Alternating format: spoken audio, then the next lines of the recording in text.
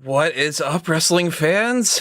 It's time for another pay-per-view point edition of the Smart Got Moment Smack Talk podcast, a special edition for so many different ways. It's a hell of a day. It's practically getting into the next day. We don't know what's going on. There, cats and dogs are reigning, sometimes at WrestleMania, sometimes not. I am your host, as always, Tony Mango. I'm joined by Cowboy Callum Wiggins. Howdy, partners. Oh man, this is a day. I had a hell of a day before WrestleMania got started. Not gonna get into it because who really cares. But WrestleMania alone, if I woke up a minute before WrestleMania was supposed to start, and we just followed this ride, nuts, absolutely nuts. Yeah, it's been a pretty crazy couple of hours. Just I feel like it was I feel like we could have been doing this like 2 hours from now rather than what we end up being because of just how insane that stuff I was thinking that we might be doing it tomorrow for a portion of this. Oh man, I'm all over the place here. I want to remind everybody that if you're listening to this afterward, drop a comment in the comment section below. We wanted to know what you have to say about all these other kind of things. But if you're in the live chat with us, I see a whole bunch of people in the live chat right now. This is awesome. Thank you for joining us live. Chat it up. We're not going to be able to read everything throughout this whole thing, especially because I've got 19 screens going on right now. I've got I'm on a delay on my part with the other thing. It is what it is. But hey, we're rolling with the punches, kind of like what they were doing earlier. We're not going to have a 45-minute delay. We're getting really into this. I was hoping just to kick back for a little while. Just like, maybe do some some extra kickoff interview type things. Yeah, that's we need to just stop for a second. We'll bring in Pete Rosenberg, and then we'll be right back with you.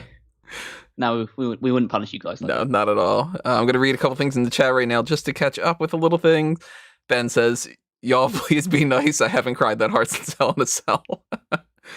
Michael Network, I didn't care for the main event. Besides, the only good match on this card was Lashley versus McIntyre. Okay.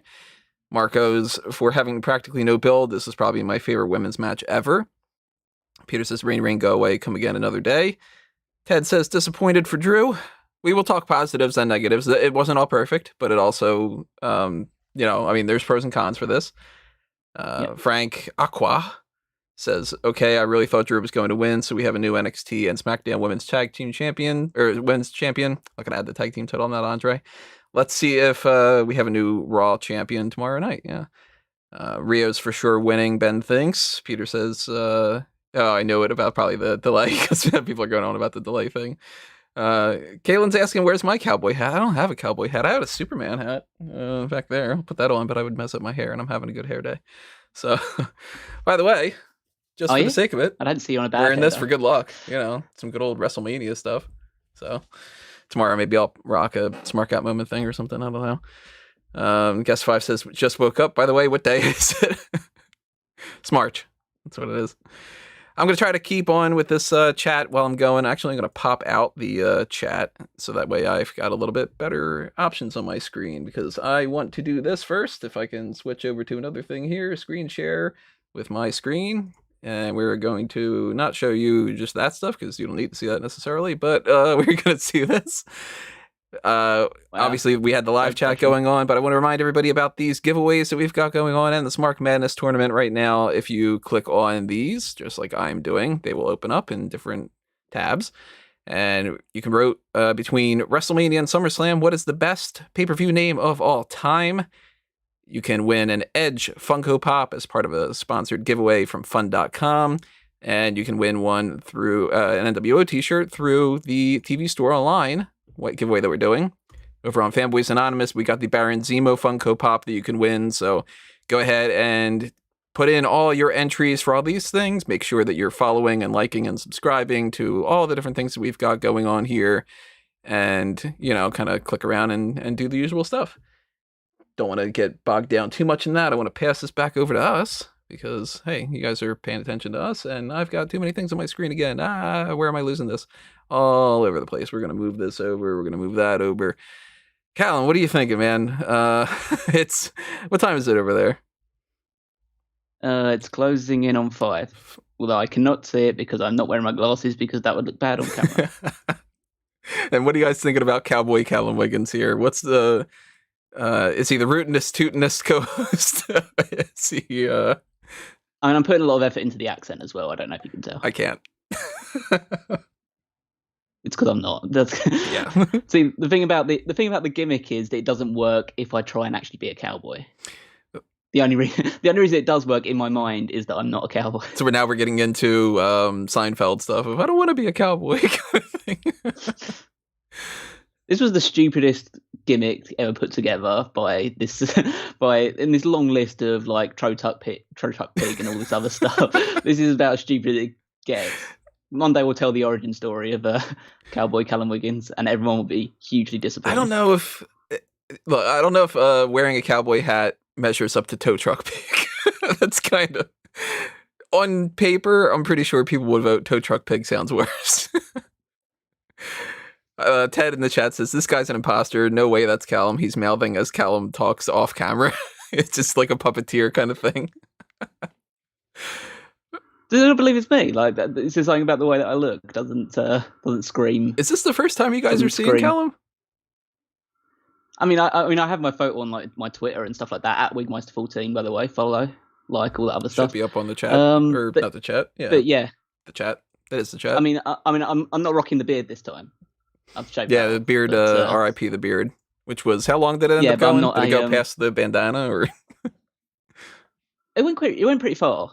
I mean, I wouldn't say it would go too far past the bandana, but I mean, it had the moustache going on and everything. So just now I've got the I mean, you can't tell because both the lighting is terrible and the fact that I've got a blonde look. But I've got I'm rocking the Baron Corbin style now of the very thin beard across the bottom of my face. I'm rocking the I haven't slept in a while and I just didn't have time to shave kind of look.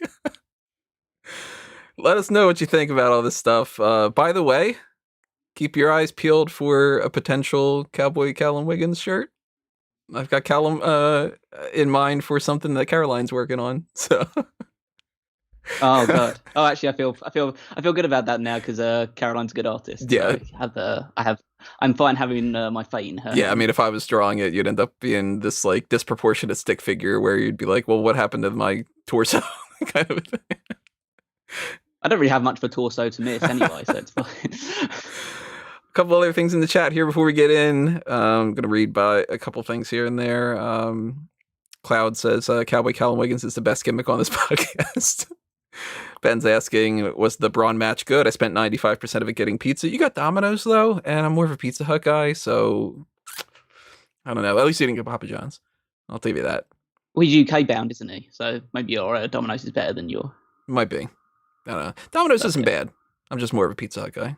Now I want pizza, even though I had some pretty decent dinner. Actually got a chance to eat dinner because of the rain delay. I was actually kind of happy about that. I'm like, oh man, I get to eat instead of having to do the coverage for this like immediately. It's God's way of rewarding you for the week. Maybe, yeah. I got to eat some mashed potatoes that were pretty good and everything. So this isn't snack talk. We're not going to get too far deep into that. Also, it's not hard to be the best gimmick on this podcast as well. It's basically me and Mark DeFelice. Yeah, that's true. I don't think I really have a gimmick at this point, except for every once in a while people bring up the idea that like I don't have a pulse or something more robotic. I don't know. Maybe we'll make a whole thing here. To put the pink shirt on tonight. The pink shirt might pop up tomorrow. Okay, that's good. I was saving it for night 2. That's a night 2. Yeah, you can't blow it on the first day, right? Yeah, I'll put on one of my other cowboy hats. One of the other ones. I've got 3 of them hanging around now. So. This is some kind of Westworld thing. You're black hat one day, white hat one day. It's all going to turn into some kind of weird metaphysical thing. I mean, I'll only wear the black hat when I turn heel. Ben in the chat says the GTS is definitely Tony's finisher. Go to sleep. I wish. I'm actually wired as all hell right now. I don't know if you can tell. Just it's midnight to me, and it feels like I don't know, a couple weeks ago or so. But let's start getting into this. Let's get into. Can we call it the kickoff? Yeah, we can call it the kickoff. It's not really the thing that kicked it off, but it kind of is. It is what it is. We had a brand new intro for WWE. I like it. Yeah, I like the little mashup of people's entrance themes they use behind it, and then it's now then now together forever instead of just then now forever. Yeah, I thought that was a cool way to open it up. And the second note that I have was, let's hope that the weather doesn't get in the way. Yeah. See what happened when I jinxed that. So this is going to be interesting because we're going to be discussing this probably very likely tomorrow, because I saw so much stuff going around about how today was a 50% chance of a rain delay, and how tomorrow it's a 90% chance of rain happening. So, I've heard in some of the different ones 100%. So yeah, it's going to be and then maybe they'll figure out some way of dealing with it next time. Maybe just put like a tarp over the ring, or just a tarp over the top of it. Maybe they'll just tarp off like the entire top of it. Like they'll just get like some giant thing to cover the whole thing. They don't have a roof, but they'll just have some dude hanging on like each end, you know. I mean, I don't think people really talk about the real victims of the rain delay that started.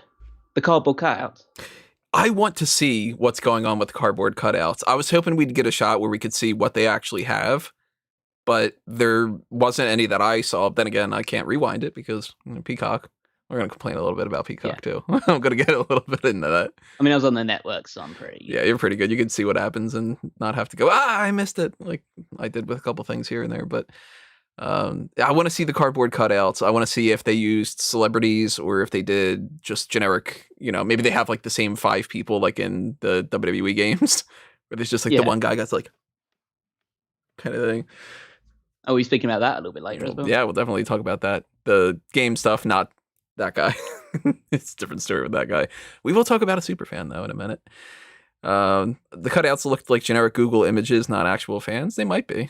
Maybe they Googled fan and they ended up just getting a couple of those people. And there's like some people with like a fan, like, what I've got back there. Just kind of fan faces. By the way, shout out if you can see it. I don't know. Where am I on here? There we go. We're going to go right up here. James Bond podcast. A Review to a Kill. That's the box set. So check that out on Fanboys Anonymous. So is that your biggest fan, Tony? What's that? Is that your biggest fan? What, that one right there? Yeah. Technically it is. Like, it's Tony's biggest fan. Making an appearance on the podcast. Right beside me all the time, through thick and thin. They should have used old wrestlers for the crowd. See, that's something that could be really cool. If we find out that they've had like, Sergeant Slaughter and, Bruno Sammartino and stuff, that would be really cool. I want a whole special about that now. We could talk about that. But the cardboard cutouts might have gotten all soaked up, and maybe they will hold up for tomorrow. Maybe they won't. We'll see. I mean, I'm to hope they would have spares, but they wouldn't just do one day's worth. I mean, if they knew ahead of time what the rain was going to be like, they probably have some spares, but I also think that they probably didn't print twice as many just in case. So it might be the type of thing where the ones that are on like the lower ends, they might have to shift the ones that aren't messed up, because then it might be like hanging down, kind of, that sort of thing. Carl says, don't want to be sitting behind Andre. That's cool. I like that. It's a good little thing. Alejandro asks, who is hotter, Mandy Rose or Naomi? We'll talk about that on the Sexiest Superstars tournament. Check that out in, 3 months or so? I don't know, June or July. We'll get around to it. I mean, we're not talking about it. We will talk about something else about Mandy. Oh, we're going to talk about a lot about that match. Don't you worry. Ben says, can we tarp off Randy Orton versus The Fiend? Dane says, nice beard. Good old... He's talking to me about you or me? Yeah, Dane, who are you talking about here? Is it going to depend on if we like Edge better than Christian, or... Yeah, let's get into some of the stuff. Pre-show panelists I wrote down looking spiffy. I was starting to get the feeling of WrestleMania at the beginning of this. How were you feeling about like the overall feel of Mania? I mean, you kind of know that it's a big Mania event when everyone's wearing the tux or something surrounding that. So they kind of go the extra effort when it's a big pay-per-view like this. So it did feel a lot like WrestleMania, but it also felt like a kickoff show. And as such, I had it on mute a lot of the time. You didn't miss as much on the audio side of things. There were a couple of moments here and there that were kind of funny. Nothing that really stood out to me, though. Booker T at the very, very end, right when they were like, all right, everybody, we're going to start WrestleMania. He's like, check me out on this thing. I'm going to plug a couple things or whatever, which I thought was kind of funny. But Christian versus Over Then Edge, Now Then Forever. The long build for the Sexiest Superstars tournament. Yeah, we're going to maybe put that on a delay, too.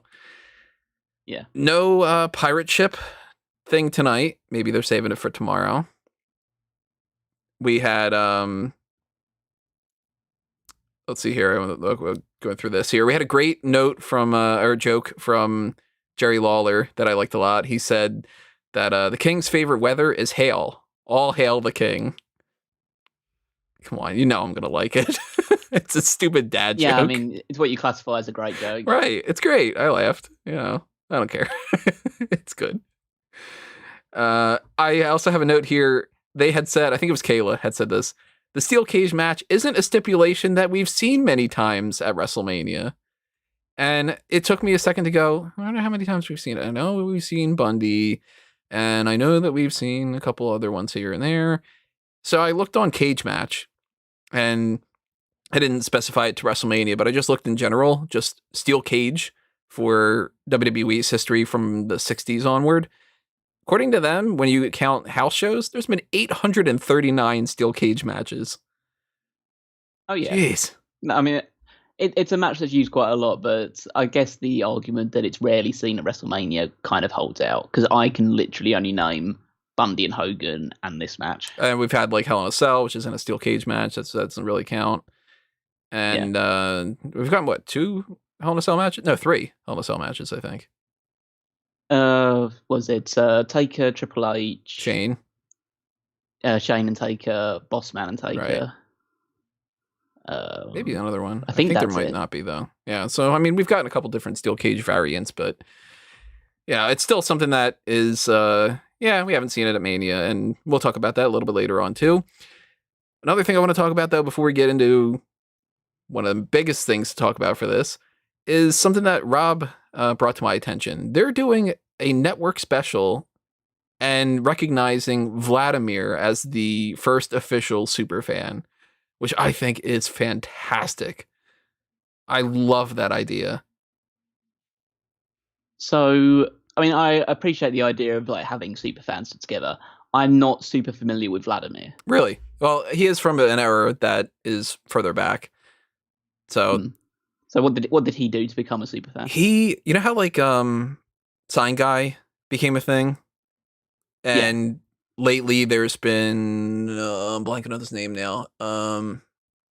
It's either Sam or no, it's Simon. Is the long hair guy that we've referred to as the guy's always in the front row. What we referred to as for a while. And then there's the smiley guy with the green shirt. Those people that just keep popping up here and there, pretty much the first one of those was Vladimir. And this dude was on like every WrestleMania. He used to wear a tank top a lot, so he was easy to kind of spot. It's just like, oh, the tank top guy's there again. And he was really animated. He was always one of those guys that's like, when they would go down the ramp, he was one of the ones that they would like, slap the hand of and everything. And they showed a little bit of footage of it. I don't know if this was something that you had seen, but with this network special, they're showing like the boys were kind of like, oh, there's the Vladimir guy. And like, so they even kind of recognized him and whatever. And they're doing a whole documentary on it, which I think is just awesome. And I want to see more of that kind of stuff. I don't know when it's coming out. I think it said summer. So damn sure checking that out. I think that's fantastic. Good for that guy. Shirley Reginald must be a top super fan after all his appearances. Where's the Putin thing coming in here? Vladimir Putin. Vladimir Putin. Right over my head. I had written down here, all right, let's go. And then, rain delay. And I'm like... Well, even before that, we had Vince on the stage. Yeah, that's right. This was before the rain delay. Yeah. Yeah, so he came out, and so I both really liked this and also really hated it, because there is still part of me that likes to cling to a little bit of kayfabe. And so when I see Bianca Belair and Sasha Banks standing like within 6 feet of each other on the ramp at the start of the show. I'm like, okay, I mean, I'm okay if you want to put all the people on the stage to kind of celebrate the fact that you're back, but could you arrange it a little better so like you're keeping the people that are meant to be feuding with each other separate because they're supposed to hate each other at this point? And I thought it may have actually just been better if it was just Vince, Triple H, Stephanie, and Shane. But if you needed all the people, I get having the moment with all the people because it kind of, you said it breaks kayfabe a little bit, but in a way, it's kind of like, I mean, that's been smashed to pieces, so that's fine. Like showing, for instance, Rhea Ripley crying for that, I was like, oh, yeah. Well, that was weird as well because like she was crying while the American national anthem was going on. I'm like, you're not even from here. Like, girl, you ain't from here. I will say I wasn't a fan of America the Beautiful. You didn't like Bebe Rexha's or Rayha or however Rob pronounced it. Right? Rob knows who she is. I'm out of pop culture. I know who she is, but they said that she was like a country star. Like everything that I've seen her do is not country, so I don't know how to describe. I haven't seen anything from her, so this was my first taste of Babe Rexa or BB. It's BB Rayha, BB Rexa. Literally the first time that I saw that was a thing, I was like, is this Mandy Rose? Not on WrestleMania, but he does look a lot like Mandy Rose. Like she could be like her sister or something, I think. But I didn't really like it. It's not my favorite America the Beautiful performance that we've ever gotten. I couldn't tell you now offhand what my favorite one would be, but I'm sure it would have been something from years and years and years ago. Maybe like WrestleMania, like Aretha Franklin. Maybe like Aretha Franklin, yeah. I kind of remember thinking one way or another about the oh my god, I'm blanking on his name, Little Richard one. I don't remember if that's one way in the positive or one way in the negative. So we'll see. I'll have to go back and check that out, and that'll be a top rope list down the line or something. She's on that Meant to Be song with Florida Georgia Line. Okay. Oh, I mean, I know who they are because I think they've been on a WWE show before. I can't name you any of their songs or anything like that because I don't say I'm not a fan of country because I basically will listen to a good version of any song. So you mean you're not a fan of country? Look at what you're wearing. Oh yeah, of course. That's blasphemous if you're Cowboy Calvin Wiggins. You got to be somewhere on the beach or whatever that song is. Is that song? Is that the Meant to Be song? Probably not. You're asking me like just like offhand. No, but again, it's the gimmick is that I'm a fan of classical music. See, that's John Legend and Ray Charles Cowboy rolls. Being brought up in the chat. Yeah, the Ray Charles one's a good one. I do remember that one being really good. Dane brings up the WrestleMania set too. What'd you think about the first real look at the WrestleMania set? Oh, it looks good. Yeah, I do like the ship and all the paraphernalia surrounding it. It's they clearly went to a lot of effort for it. Like, I assume it would have looked this good last year as well, but now they've had an extra year to like, okay, so how can we? And that can lead to one or two ways. It's either you do too much and ruin it, or you add a bit more to it and it makes it even more spectacular. I think they accomplished the latter of those two. After we did the WrestleMania intro with Vince, we did the America the Beautiful, and we switched over to the actual like welcome everybody, it's WrestleMania type of video package. It's a callback to last year, and they pretty much do the whole let's get the guy who pretends that he's Johnny Depp and do a voiceover type of thing. Yeah. What did you think about that? I was kind of... It started off okay, got a little worse. Then by the end of it, I was forgetting that it was even still happening because I was not paying as much attention to it. Well, I was hoping they come up with something more original because that's the exact same one we saw last year. A lot of it is pretty much the same. Yeah. Yeah, the only thing that was slightly changed is some of the talking because of the matches are obviously different, but the visuals were pretty much exactly the same. Right. And Charlotte was in it constantly, and she's probably not going to be on the show in any capacity. Ben's disappointed that Bayley didn't walk the plank. Marcus says the ship was cool. Julius says, who won? We're going to talk about that. We're actually going to get into that pretty soon because I honestly don't have too much to say about the weather delay. I'm going to fully cut them slack on this kind of thing because, look, I mean, it's not something that you can harp on about like bad booking or, well, this match sucked or whatever. they don't have any control over the weather as much as somebody like Vince, I'm sure, is just kind of like, damn it, don't, like, that kind of thing. Like, I'm not I mean, gonna rag on them for that. I mean, he brought this on himself when he fought God all those years ago. It's kind of payback, isn't This it? is God's, God's getting his heat back. But no, I mean, it's one of those things that happens if you're going to do open air stadiums, especially in Florida in April. You're basically risking this type of thing happening. And I mean, the arsehole part of me found this absolutely hilarious for about like half an hour to 45 minutes of just having to stall and then having to cut promos backstage in order to cover for that. And I thought for the most part, they did a good job, the wrestlers, that with a few notable exceptions. Shane. Yeah, I mean, for doing this on the fly and not having anything at all scripted, because I doubt that they would have pre-scripted just in case we have some kind of a delay. These are the promos you guys got to cut. A good variety of them. They did a good job just kind of talking out of their ass. And for instance, the Drew and Bobby Lashley thing, I liked that Drew, you could tell he was kind of just like, I'm antsy, I want to go out and do this, and I'm getting upset. Because that, it's true to character. And, some of the ones that weren't doing as well, they weren't out there too long. Shane wasn't out there for 20 minutes. Yeah. I think this was a good indication of, well, first of all, there are people in this company that can cut unscripted promos and cut them really well. And maybe they should pay attention to that a little bit more. And then focus on the ones that do need scripting more. Yeah. And realistically, also, the Shane McMahon, whether you script him or you don't script him, is going to be bad. So don't give him a microphone in any capacity whatsoever. Also, it just exposed how bad Sarah Schreiber is in her role. And I don't want to put it as like a huge negative on her. It's just the way they train these people is clearly means that as soon as they have to improvise, they are just like a deer in the headlights. I didn't catch any of it. And that's the reason why I really didn't pay too much attention to what Sarah was doing, but she was like real wooden, or I thought she was really wooden. She was asking dumb questions as usual. She was like doing the cutaway to the boobs and stuff like that.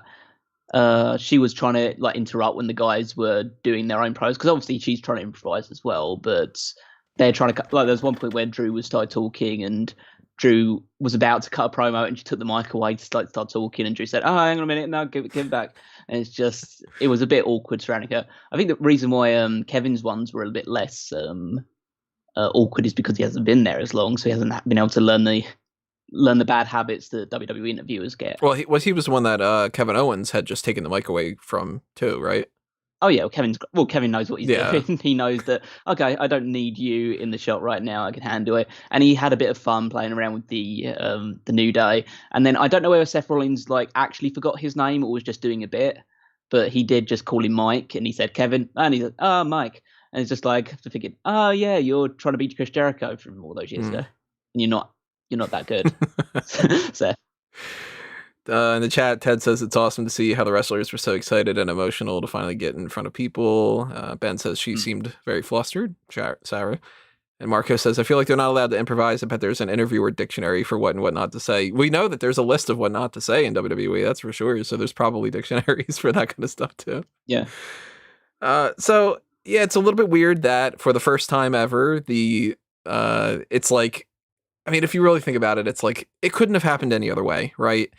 We get a pandemic, we wait an entire year, because the pandemic, of course, had to kick in right at WrestleMania last year. It didn't end up like, if it would have been a couple more weeks last year, think about it, they would have done WrestleMania, and then things would have been like, oh, okay, well, at least we got through WrestleMania, then, whew, we dodged a bullet there. But it ended up being right before Mania. So then you wait an entire year, you finally have fans. It's the most important night one even on top of that. So it's not even like you got through night one, and night two is a little bit weird. And then for the first time in, 37 years, we get a rain delay. It's like, you can't plan this stuff, I don't know what the weather was like yesterday, but I wouldn't be surprised at all to find out that it was like bright and sunny and perfectly fine yesterday. And watch it do that on Monday too. It'll rain like today and tomorrow, and then Monday it'll be just bright and perfect weather. Yeah, it's just they got drawn a bad hand tonight, but it does lead to some I guess it's going to be memorable for that reason. People If are nothing going to else. be looking at this WrestleMania and going like, why is everybody wearing masks? And what's up with the delay? And it's raining and whatever. I'll go back to the last one. What happened at the last one? Oh, it's in front of a warehouse. Like, oh, this is weird. What a weird time. This is a weird Yeah. couple of years. I don't know what's happening with this world.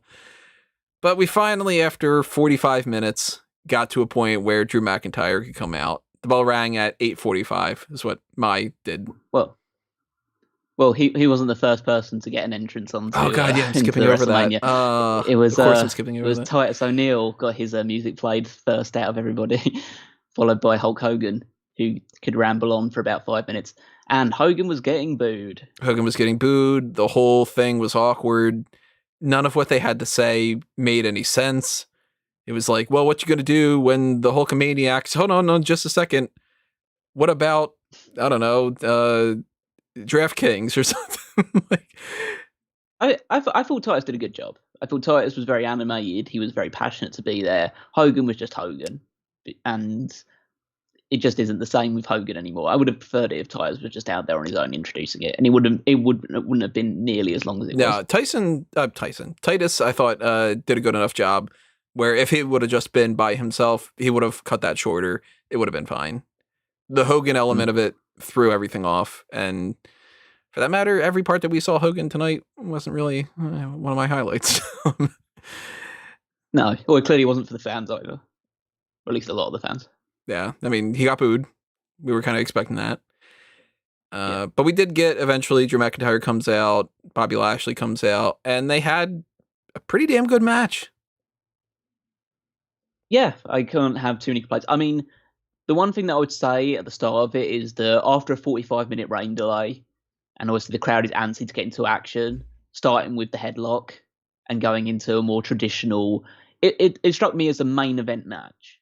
Like, this is a match where you have the build up, you have the nice little bit of warming up to lead into the big spot to make them mean a little bit more. Whereas I felt like it would have been more impactful at this point to just go straight into the action. Just kind of like balls to the wall right out of the gate kind of thing. Yeah, because I think this crowd needed that after the delay. I think if you'd started the night just on time as expected with this match, it would have been more understandable. But the fact that it did have the delay, you could have just decided, okay, we're going to mix up a little bit. We're just going to go straight in punching each other constantly just to fire it up a little bit and then move into our match. Other than that, it was a great match. I thought they worked really well together. It was very physical. Bobby Lashley showed a lot of strength throughout it. McIntyre was very good as well. There were a few botched spots throughout the entire thing, but they were more minuscule, really. Nothing that really took away from the actual flow of the match. Yeah, I can't really pinpoint a whole lot of specifics about the match in the sense of like, well, there was this one spot that was really good, and that match followed this type of pattern, and I would have liked if they would have switched this up or whatever. I kind of, and I don't know if I'm being a little bit, I don't know, being a little light on it, but I was pretty much just like so happy to start doing this that I was like, all right, as long as they don't botch anything and something weird doesn't happen, I'm enjoying this. And at the end of the day, or at the end of the match, I should say, because it's not the end of the day, we end up getting something that I didn't think was going to happen, which is that Bobby Lashley retains. So you were calling up this idea that Bobby Lashley needed to win this, and I just gave them no credit. I'm like, oh, they're not going to do that, but they did. It's a weird. I think long term this was the right decision, having Lashley retain the championship. I think he's got a lot more that he can do with that title. In the moment, it felt wrong because it was the opener of the show. The crowd was behind Drew. So I was actually a little bit surprised that the crowd was actually really behind Drew. It kind of shows what the reaction would have been like if he had been champion for all that time, especially if he'd beaten Brock Lesnar, how over he would have gotten. And then they have Lashley pass him out to the Hurt Lock. And I just felt that was... in the moment, it just felt bizarre that this is what you decided to do. You have the opener of the show and have your babyface over former champion just pass out to this guy, and it makes Bobby look amazing. Don't get me wrong, it makes Bobby look great, but it just feels it left the crowd a bit flat and confused. Yeah, I mean, if they could have started off with any of the other matches, I think that it would have been a little bit weird because starting off with something that's as big as the WWE title match makes the most sense. But it is a little bit strange that McIntyre didn't win that. And in the good kind of glass half full perspective, we can hope that this is for the right reason, where they do have plans for Bobby Lashley. They do want to push him going forward.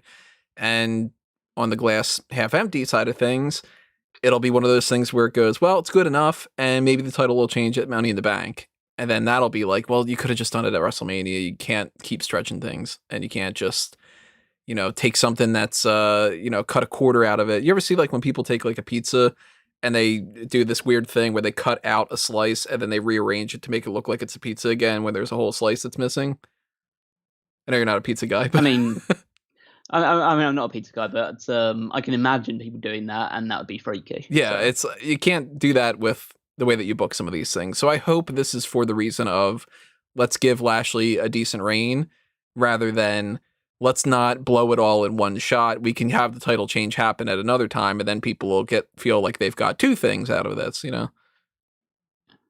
I mean, I know Rob's been hot on the train of calling things when they happen and wanting to get his flowers out of it as well. I'm not so necessarily need to have that sort of acclamation from people about when I get things right. But I would like to make a prediction now that we will have Bobby Lashley defending the WWE Championship against Brock Lesnar at SummerSlam.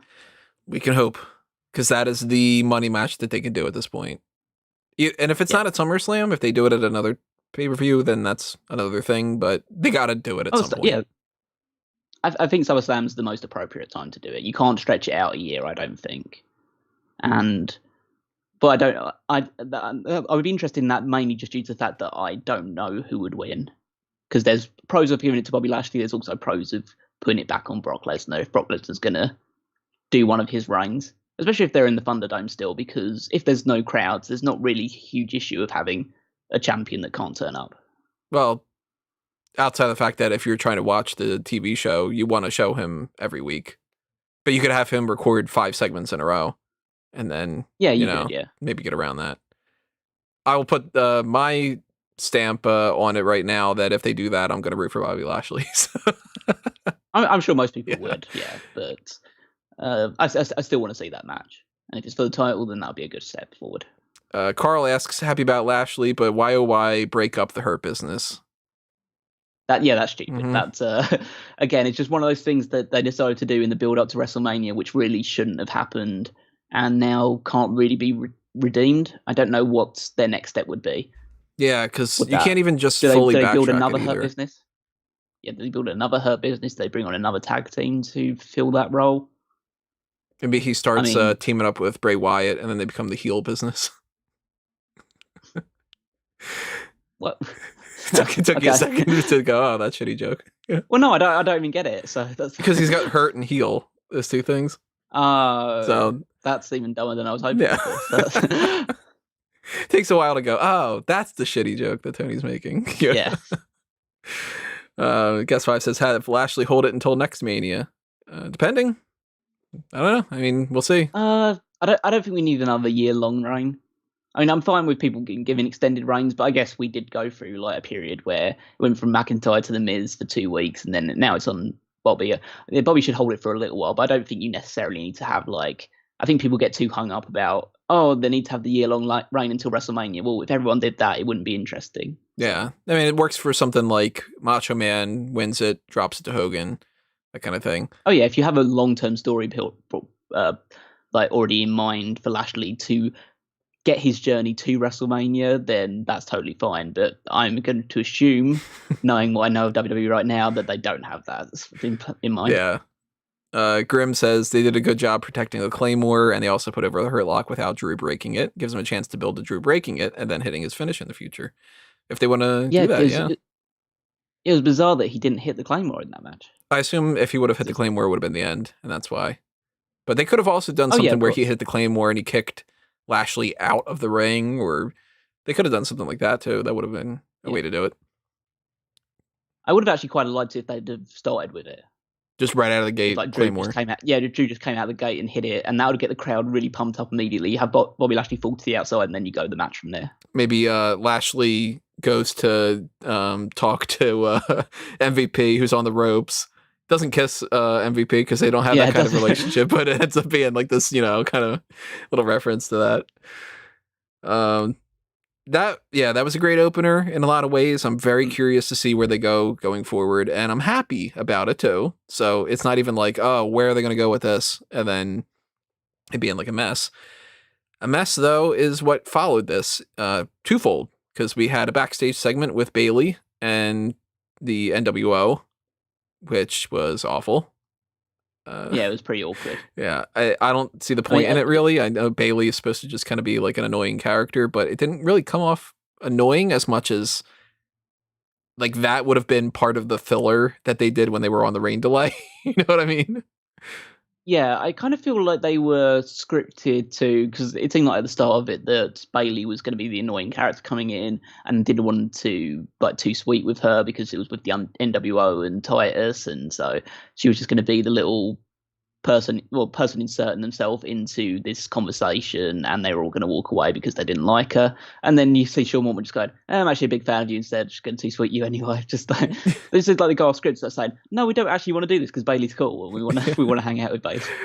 I think where they're going with this is something that we were talking a little bit about before, where maybe their game plan, we'll see it tomorrow night, is because she popped up a little bit later on as well. If she can interact more with this kind of stuff tomorrow night, and she interrupts the Hall of Fame thing again, and maybe she does something else where she's kind of like backstage and annoying people or whatever, I think she might get a ding dong hello segment tomorrow, and then Becky Lynch interrupts and beats the crap out of her. I'd like to see, I guess I would like to see that because it gives Becky a good platform to start a new feud and build her way back in. But I think Bayley needs to turn babyface soon. Crowd is really into her. Well, I mean, once you get cheered, then you turn heel, right? That's the way that... Yeah, exactly. I mean, that's the usual way of doing it. But I just feel that maybe that would be a mistake for Becky in a way because of the fact that the crowd seems to be getting behind Bayley's character now because she's now got a funny gimmick and she's got this ding dong hello thing which seems to be getting over. And so I imagine that she'll be turning babyface within the next year. How weird is it going to be if they have Becky do that and Becky gets booed and it ends up being the reverse of the whole thing that they had done with Charlotte and Becky and all that? Well, it's a weird situation now because when Becky comes back, because the thing that got Becky over so huge in the first place is the fact that everyone felt that she was being held down by the fact that people like Charlotte were getting the preferential treatment over her. But then when she comes back and she's a big star, she's no longer got that underdog aspect to her. So I could really see a situation where the crowd start turning on her pretty quickly when she comes back. A Dolph Ziggler thing. I don't want that to happen, but I think that's a possibility because fans. It's a mixture of things like both absence makes the heart grow fonder, but also when you come back and you're immediately put back in the position you were, they see that as some form of nepotism and they can immediately start turning on that as well. Yeah, and there's some fans that are very fickle in the sense that as soon as they get what they want, they immediately don't want it anymore. And yeah, they're called wrestling fans. I don't know about the ratio I'd go with, maybe like 60-40 99 or something. Ted says Becky comes back, that building explodes. I don't think that they turn on her. I mean, we'll see tomorrow night because I think that this is where they're leading in that. And I'm not saying a certainty. I think when she comes back the first night, people are going to go wild. It's from that point onwards, really, because everyone went wild when Kofi won the title, and then they stopped cheering because like, oh, you actually have him as champion now. Oh, okay. And Ted also asks, when did Razor become a white guy? He looks really old. He became a white guy many years before Kofi Kingston dropped the Jamaican accent. We'll say that. Somewhere along the way, Akeem happened. Don't talk about that. Got a Nigerian drum fight to talk about tomorrow. We're gonna see what happens with that. They're at least marketing it now as it's like no DQ. They're just admitting it. So We'll see if that ends up being a little bit more, or it's just literally a street fight that they're calling that. Which, if maybe one of them picks up a shillelagh at one point and it turns into a Belfast brawl. I don't know. What do we think happens? Do we think Becky wins the title right away whenever she returns? I'm going to hold off on some of the discussion for that until it happens, just to kind of keep things rolling along a little bit. It's hard to fortune tell because I just don't think that you can give. I would say at least she wouldn't win it straight away because of who won the title on the SmackDown side of things later on tonight and who's likely to win the Raw title soon. So it's something that you should build towards. Really. Yeah, I can see a couple scenarios, but I'll hold off on that a little bit for now because we got to talk about the next match, which oh god, tag team turmoil match. I need to preface this by saying this is top 10 worst matches of WrestleMania of all time for me. I mean, I don't have like a deep understanding of like every single WrestleMania and every single match that's happened on there, but I don't know how. I understand that they were obviously rushed for time, and then the matches of a tag team turmoil are always really short anyway, so they weren't really given much time to tell any sort of stories. But I was grateful for that because just everything they were doing was terrible, and it was completely snake bit from start to finish. Yeah, I don't think getting more time would have helped them. I think that it might have even made it worse because this was just, look, I know some people are going to be complaining and saying that we're being harsh on the women because whatever. This has nothing to do with the fact that this was a women's match. This was just a bad match. And it wasn't just a bad match from, like the first part of it, like the Billie Kay and Carmella beating Lana and Naomi, or then it then it got better, or like half of it was whatever. There were bad elements of this all across the board. We got the opening part of it was Kay and Carmella against Lana and Naomi, and that was maybe 2 minutes long or something. So they really didn't get started, and that was already okay. They're taken out, and the Riot Squad comes out, and they beat Billie Kay and Carmella, but you wouldn't know it because Greg Hamilton announces that the Riot Squad has been eliminated and then has to correct it. Actually, the opposite of what happened. And then that turns into Mandy Rose and Dana Brooke coming out, and Mandy Rose. Well, no, there was Mandy Rose and Dana Brooke. That was the botched announcement. Wait, that was the one that was. That's right. Yeah, that was the one at the end of it. Yeah, because of the way they finished. When Mandy Rose and Dana Brooke come out, Mandy Rose, you see her go, what? Falls flat on her butt. And that's like, oh man, because it's like, I know that's going to go on Botchamania things now. It's going to be one of those talked about moments, and I feel so bad because that's got to be so embarrassing. And obviously, it's just something that anybody does at certain points. Just, everybody's slipped and fallen on their ass. So I'm not going to be like, oh my God, Mandy Rose did that. She's awful. No, she's not. She slipped. Who cares? But it is just another element of this match where it was like, at this point, we had 2 of the matches that's built within this. And already then we're turning into somebody slipping and falling. And apparently there were wardrobe malfunctions during this for Carmella and Dana Brooke. And we got the botched, Riot Squad is eliminated type of thing. And I'll skip to just the end of it for at least for right now. The winners are Natalya and Tamina, the ones that, if any team was the one team that everybody could have agreed on that they didn't want to win this, it was those 2. Yeah, I mean, it's a weird situation because they were the team that were getting pushed. They had won a lot of matches in the last 6 weeks or so. And they were being protected, and like all these backstage fights between all the tag teams, they were the ones that were always standing tall at the end of it. So from that perspective, it made total sense for them to win this match. But from the other perspective, it's fucking Natalya and Tamina. That's the kind of the other perspective. They're heels taking on 2 other heels, but they seem to be in the process of trying to turn them babyface because of the way that it ended of like Natalya letting Tamina have her big moment by hitting a splash at the end of it. It's like, wow, Tamina's finally getting something. Maybe that's what it was. Maybe it's like... Yeah, maybe this whole thing is being built around the idea Tamina's going to get a title. Maybe, because she's been there for like 10 years. And maybe they kind of just woke up one day and said, you know what we haven't done? Let's push her. And Yeah. she might never get the women's title, so if we give her the tag titles, at least she did something, Nia Jax could have been like, yeah, I'll put her over, Oh yeah, Nia Jax would definitely be the one that would be that's the one woman that she'd allow to be put over. But this whole match is just it's an abomination. I can't really describe it as any other thing, because like the Lana match to start off with, Lana misses a kick to Billy, and Billy just takes a bump anyway. And then they'd have the pinfall attempt. Carmella has the wardrobe malfunction start of it. Actually, there was the wardrobe malfunction right at the very start in the first entrance, where the way that the lighting was meant that you saw Lana's pokies through her I didn't notice that. So no, I didn't notice it first time as well, but I saw people talking about it on Twitter. So I thought for the good of the show, I had to investigate further. So that'll be the justification behind it, right?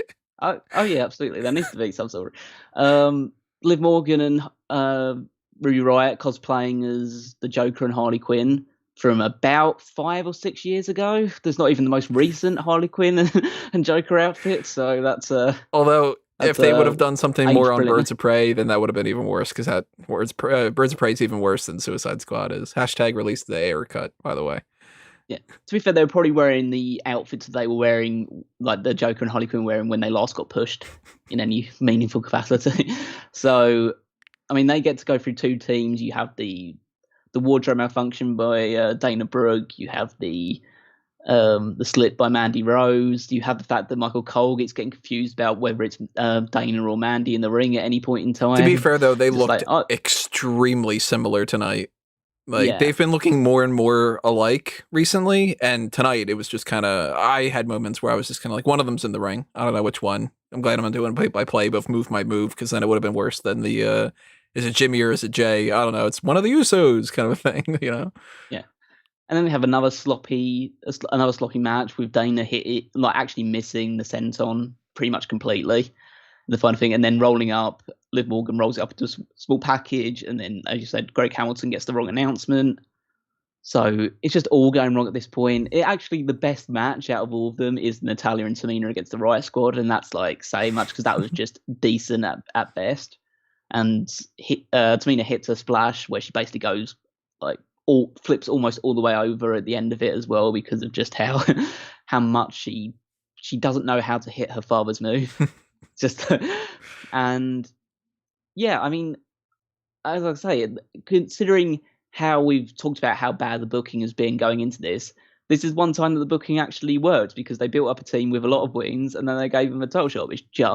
It doesn't make sense in the context of who the champions are, and also the fact of it's Natalya and Tamina, and they just you can only position people so well in the last couple of weeks as a tag team, when after, especially in Tamina's case, 8 to 10 years of just completely nothing booking, you can't really resolve that in 6 weeks worth of, hey, we gave you about 3 tag team wins. Right, because they could have booked this in a way. If they had this planned well enough in advance, this could have been something that they built towards. And then maybe people would have cared. But people just didn't. And I'm not going to end up hearing any arguments, I'm sure, that are going to really make the case that the SmackDown tag team titles shouldn't have been on this card, because you needed to make way for both this and the match that we're going to get tomorrow night. Because I'm assuming the match we're going to get tomorrow night is not going to be good. No, I'm not looking forward to it. So anybody that was super excited about the Riot Squad winning? Sorry. Anybody that was really into the idea of Lana and Naomi winning? Sorry. So I guess you're hoping for the Tamina stands to come out in droves and really. I mean, I would say to those people, obviously, apologies for the people that didn't get the team they wanted to win. I would also say it's kind of your own fault for actually caring about this match in the first place. For Ted, that's wondering, thinking that I would have been super happy about the Tamina thing. There's a time frame where I thought, you know what, just push Tamina, but this isn't the way to do it. So, sometimes in the course of like the grand scheme of things, I'll be happy if somebody wins a title just to be able to say that they've won a title. But for the most part, I always want them to put the effort in. And for Peter's question about the Bellas, I don't think we're getting the Bellas popping up tomorrow. I think that was just wishful thinking for a lot of people. if they were going to appear, that would have been in this match. Yeah, they would have been And like they would have been surprise the last thing coming out. extra entrants or something. Yeah. 101 Chain says the night would have been perfect if that second match wasn't executed like that. If that second match wasn't on the card, I think that a lot of it would have been a lot better. Yeah. Like if there was one match that could have been bumped from this because of the rain delay, obviously that would have been the one. I mean, at least it was the definitive low point of the show. Yeah, there was nothing that was match. worse. Than this. Everything else from here was at least in some way upwards from it. To be honest, the rest of the show was pretty good. So that at that point, I was like worried about it because I really liked the first match, but I thought it had gone off a little bit slow, and it had obviously the weird ending of Lashley retaining, and then he moved on to this one. And I kind of felt okay, it's going on a bit of a spiral here. And then, fortunately, the next two men came out, and it was all fine from there. Yeah, the next match was Cesaro against Seth Rollins, and we all were in agreement ahead of this that if there's a couple matches that we can depend on are going to be good, we know that these two can deliver, and as long as they don't cut too much match time from them, then everything should be fine. And thankfully, that was the case. I didn't feel like they had cut a whole lot of time from this and screwed them over. So I believe this match clocked in at just under 12 minutes. And I feel like they could have been given longer and told a bit more of a match, but I actually was kind of happy that it went a little bit at a faster pace. I think they got into some big moves pretty early, and I think that benefited the match overall. I almost finished off watching this match and thinking, wow, this would have been a really good opener. Yeah. Because it was just all action straight out the gate. It told a good story about how Cesaro was trying to get the spin off, swing off repeatedly. He tried it the first time, but his arm had been worked over by Rollins multiple times, like obviously building up to this show and during the match as well. And that helped it out as well. Rollins then started taking over a little bit, doing his usual offense, hit a pedigree at one point, doing he did a corkscrew frog splash, which was interesting. I don't know how it makes it more impactful that it's a corkscrew, but it looked pretty good. I don't think I've ever seen someone do a move like that before. So kudos for him for being creative. Maybe it's on the same wavelength of when people do the somersault that leads into the elbow in the corner, where it's just bounce, bounce, bounce, bounce, bounce, elbow. Well, you could have just went bang and just did that real quick. It would have been a lot easier. Yeah, I don't mind people, especially heels, doing fancy moves and trying to add a little bit of flair to it, because just the idea of we're cocky with this sort of stuff, so we want to make it look as flashy as possible. And that move did look pretty flashy. I also liked his kick to the back of the head that he was doing as well. Kind of like, you've been watching Will Ospreay matches. Yeah. Thank you, Grim, for the super chat. He says, a great match, could have gone longer. Loved Seth's twist of frog splash from the top. Spins equals more damage. It's the more spins. That's what it is. Yeah, it builds up your combo score before you land. It's like some Sonic the Hedgehog kind of thing or something. Yeah. Thank you for the super chat, Grim. Yeah, appreciate it. I was a little bit disappointed at first with the first swing that we got, because it was 9 swings, and I know that they were telling the story about the arm and whatever, and I was like, oh man, I really hope that they do something like, I wanted like 100, like ideally. I thought that would have been great. If they could have done 50, it would have been whatever. But then out of nowhere here, Cesaro pulls out something that I don't know if I've ever seen before, where he puts Rollins up on his shoulders and he starts spinning them like we've seen 1,000 times before, but then he lets go. And he's spinning them around with they called it the UFO spin. I thought that was fucking phenomenal. Yeah, so he's done this he did this on the indies for a long, long time. Yeah. Because, so essentially what he would do is against good workers and safe workers that you can trust, obviously, to do it, because it is a dangerous spot if it goes wrong. As you would see, he would do the fast spin around, and then he would hold his hands on his hips, go around for a little bit longer, and just fly the guy off. And that is an awesome move. I don't think anybody else can do that move other than Cesaro, because he is a freak of nature. Nuts. But yeah, that was awesome. Does another swing, gets 23 out of it. The crowd gets super excited about it as well. And because I was so happy, because like they sold me a ticket earlier on in the match because he hit the neutralizer and Rollins kicked out.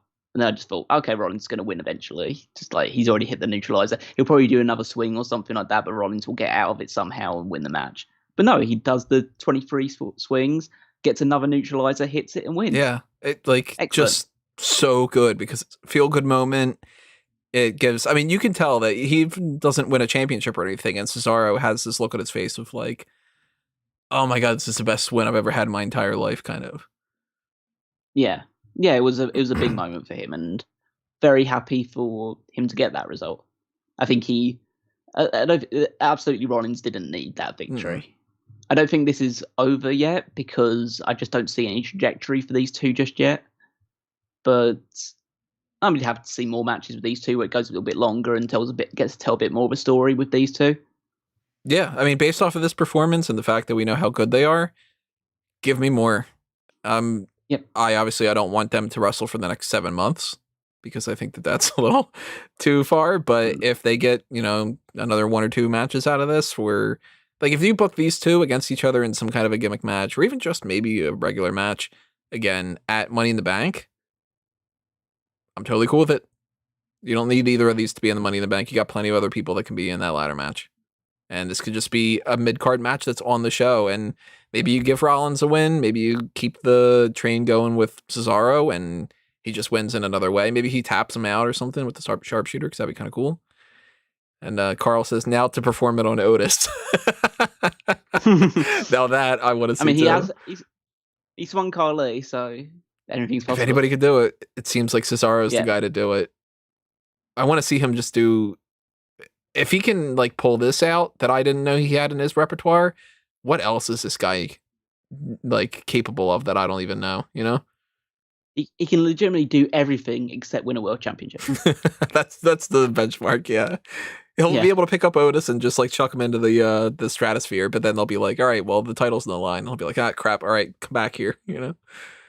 Thank you to Cloud as well for the super chat. He says, Cowboy Callum, give us a yeehaw. Yeehaw. I can't really do it that loud because there are people sleeping in the same house as me, so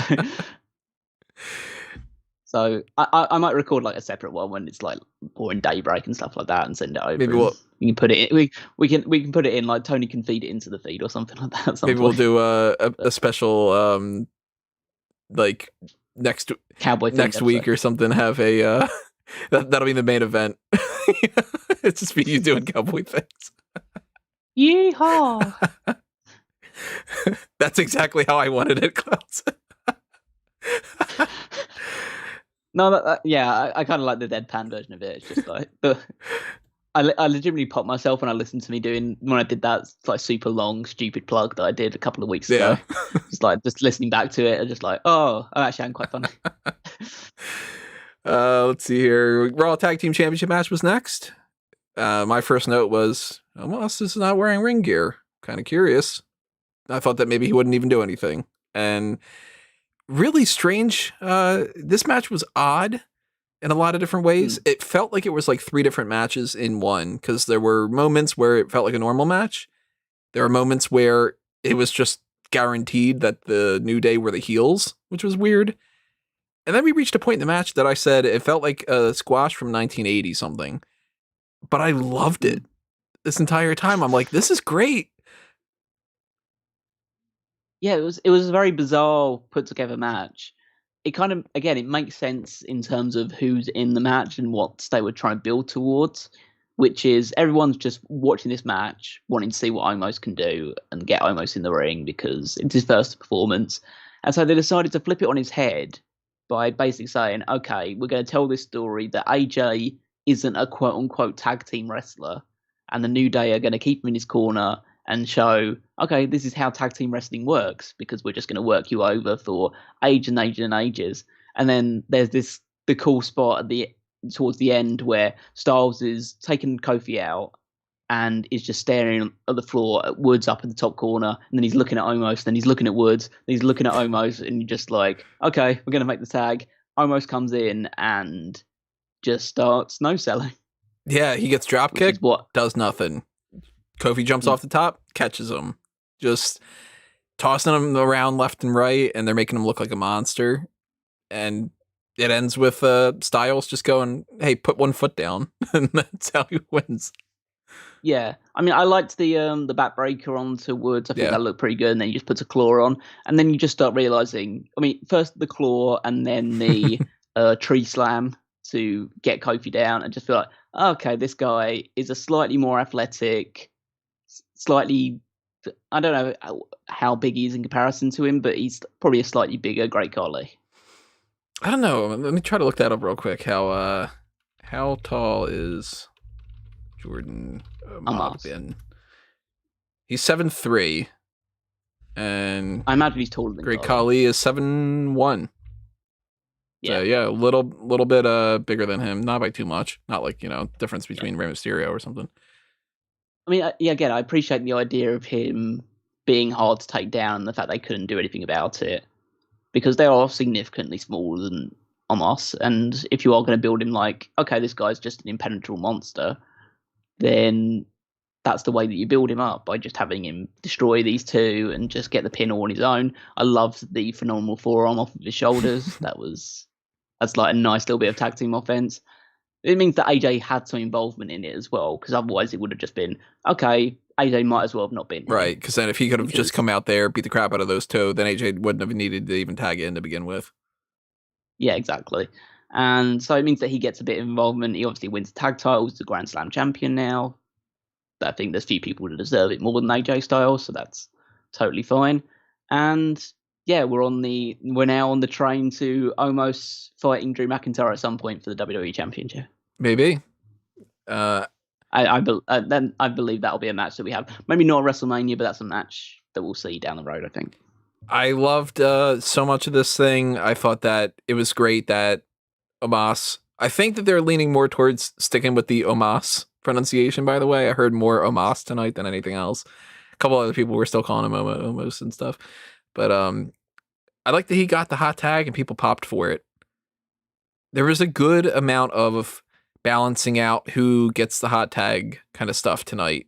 Not in the tag team turmoil match, but at least in this match, and then in the other match that we had, and we'll talk about a little bit later on. Yeah, I just like this. I just thought that this was cool and genuinely a fun segment to watch. And now also it's easier for the New Day to get the 12th title reign, because now they lost it so they can win it again in the future. Yeah, it'd be interesting to see who they end up dropping the title to. Yeah. Because I imagine it will have some sort of involvement where AJ is the one that's pinned. Yeah. And that'll probably lead to the breakup of Styles and Omos as well. Yeah, because then Styles can do the whole, like, where were you? Why weren't you in my corner in that time of thing? And he would have been like, you're the one that got pinned, jackass, and then he can chop him in the head or, chuck him into the Thunderdome screen or something, whatever he ends up doing. They can feud going forward. Or have a Punjabi prison. Maybe. Then we can factor in maybe the people that beat them are Dilsha Shanky and Giant Sanjay.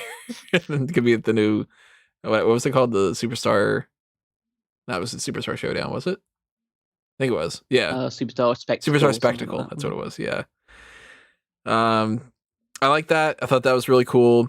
Then we got a commercial for not some of the other commercials that we got throughout the night, because even if you paid for the commercial free version of Peacock, you got commercials for DraftKings and for, what was it?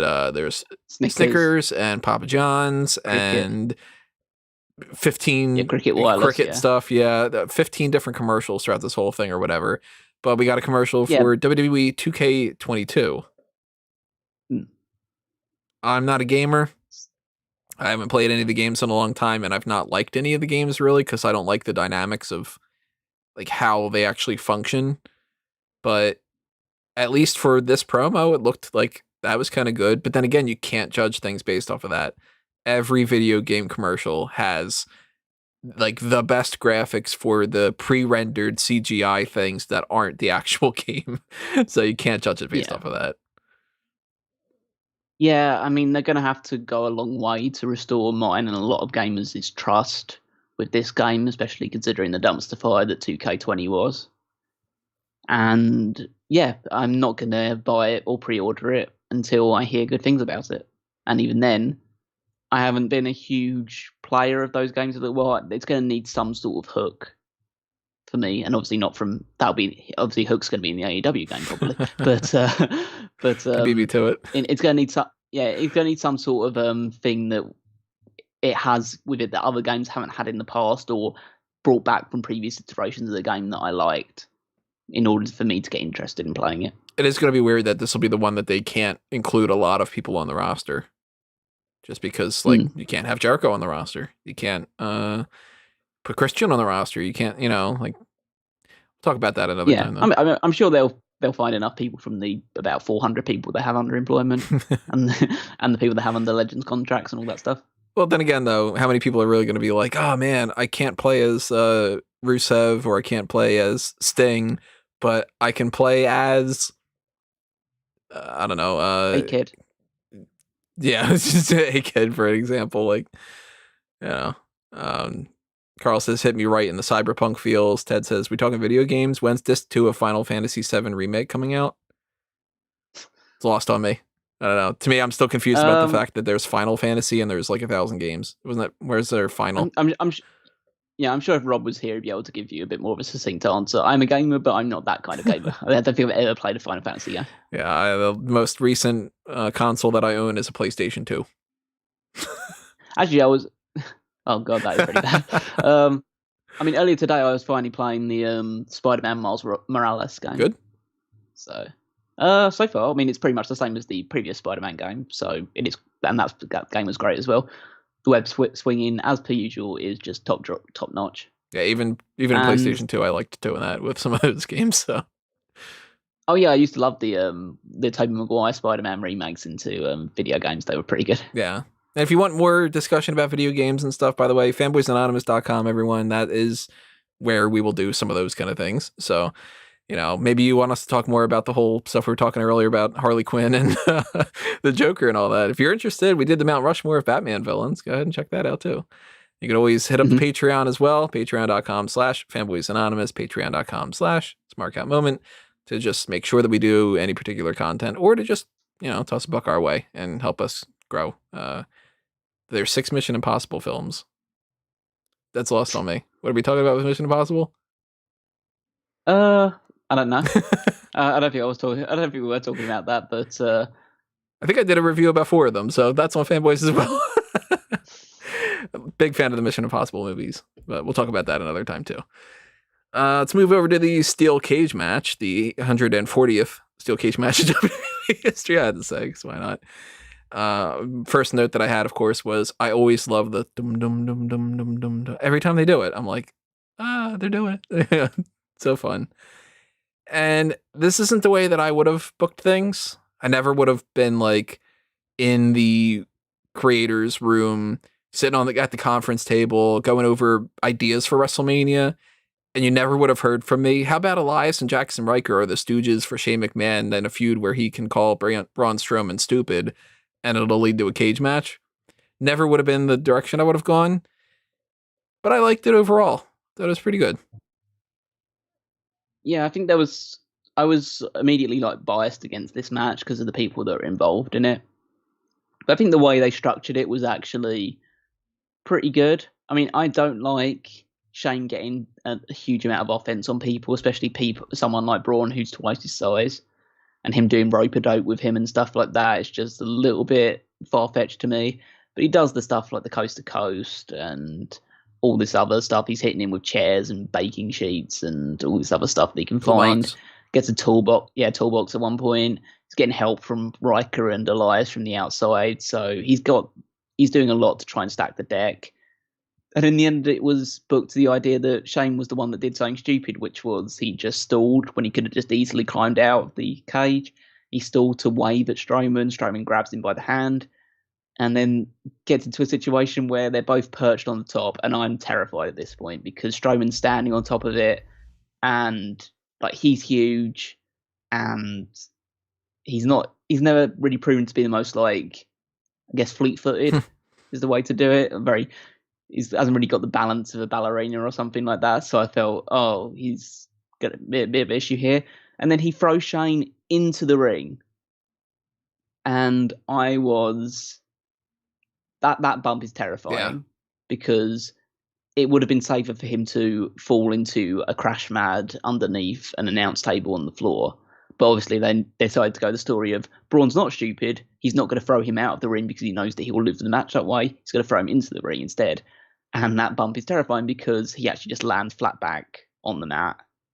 And that's really painful. I would have been more reassured if he'd gone through the ring, because it means they would have prepared for it. Yeah, that would have been gimmicked in some fashion. That would have been easier.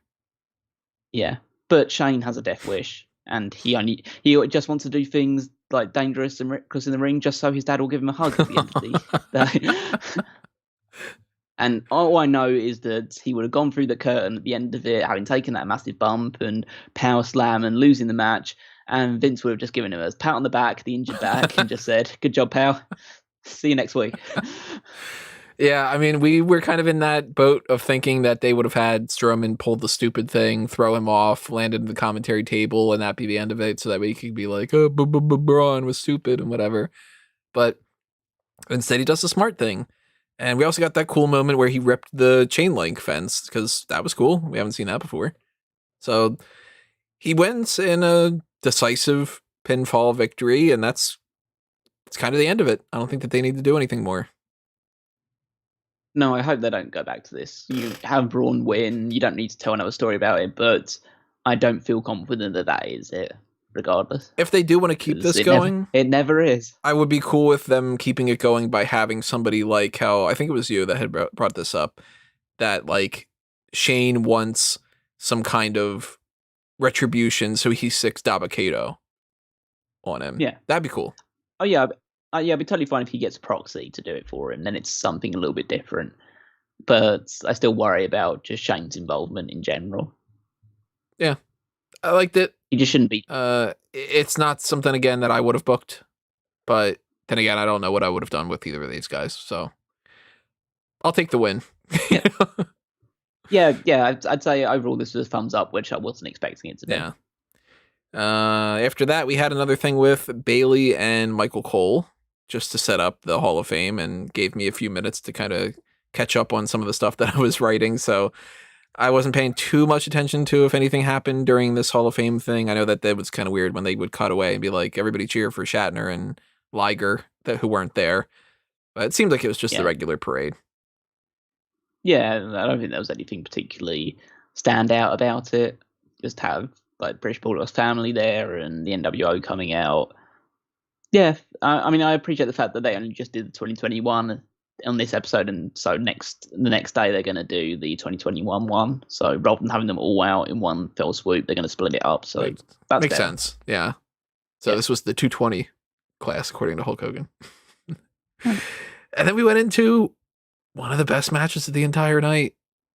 Bad Bunny and Damian Priest against The Miz and John Morrison, which started off awkward because we had a bunch of rabbits coming to the ring, and at least 4 of them lost some of their ears.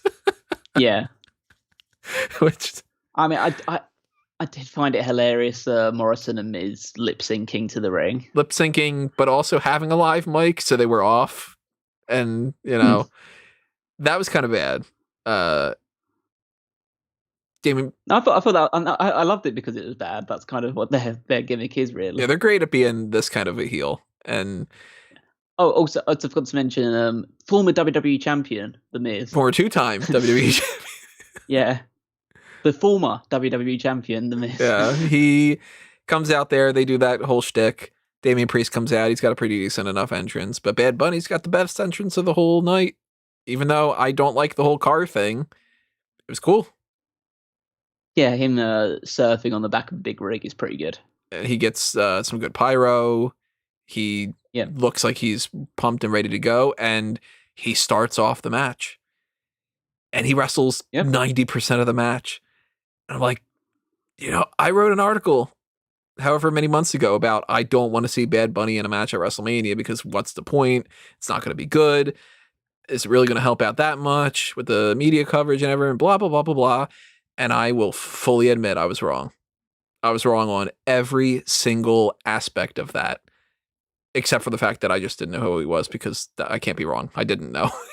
That's the only element that I was right about, because he worked his ass off and he's clearly gotten a lot of media coverage going on for them. And he was great.